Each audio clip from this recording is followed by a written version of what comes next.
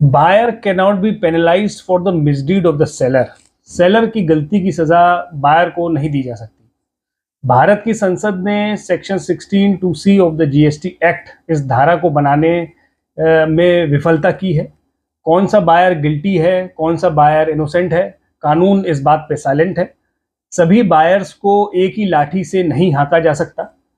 ये सारी बातें लिखी हैं त्रिपुरा हाईकोर्ट ने इन अ रीसेंट ऑर्डर जो आया है 10 फरवरी 2026 को in the case of messrs Malay Rubtech industries. और ये बड़ा ही एक इंपॉर्टेंट जजमेंट आया है, लेटेस्ट जजमेंट है, and this judgement is in favour of the innocent buyer.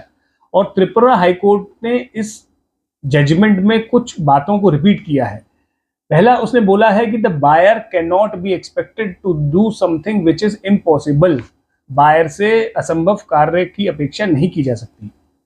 Seller tax चुकाएगा या नहीं चुकाएगा, बायर के लिए ये जान पाना एक इम्पॉसिबल टास्क है। सेक्शन 16(2)(c को असंवैधानिक नहीं कहा गया है, लेकिन ये बोला गया है दैट 16(2)(c को रेड डाउन करना पड़ेगा। रेड डाउन का मतलब है कि that it should be made less harsh.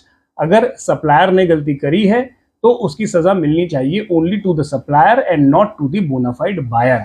ये सारी बातें इस जजमेंट में रिपीट की गई हैं।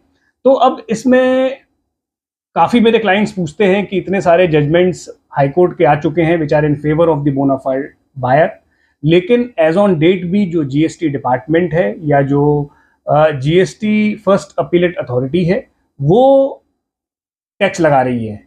जीएसटी डिपार्टमेंट टैक्स लगा रहा है and the first appeal is not giving any relief. तो इन जजमेंट्स का फायदा क्या है? इस जजमेंट का फायदा ये है कि इसका लाभ उसे मिलेगा जो लड़ाई करेगा। दिस मीन्स दैट कि आपका भी कोई ऐसा मामला है तो आपको हताश और निराश नहीं होना है।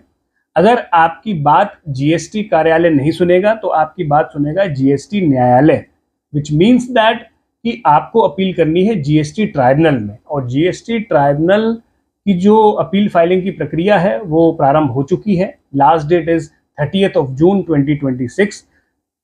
जहां तक आपको अपील अपनी फाइल करनी है तो आपको अपने सारे साक्ष्य इकट्ठे करने हैं और इकट्ठे करके अपनी लड़ाई को स्वयं आपको लड़ना है। You have to fight out your own case. So this was all from my side.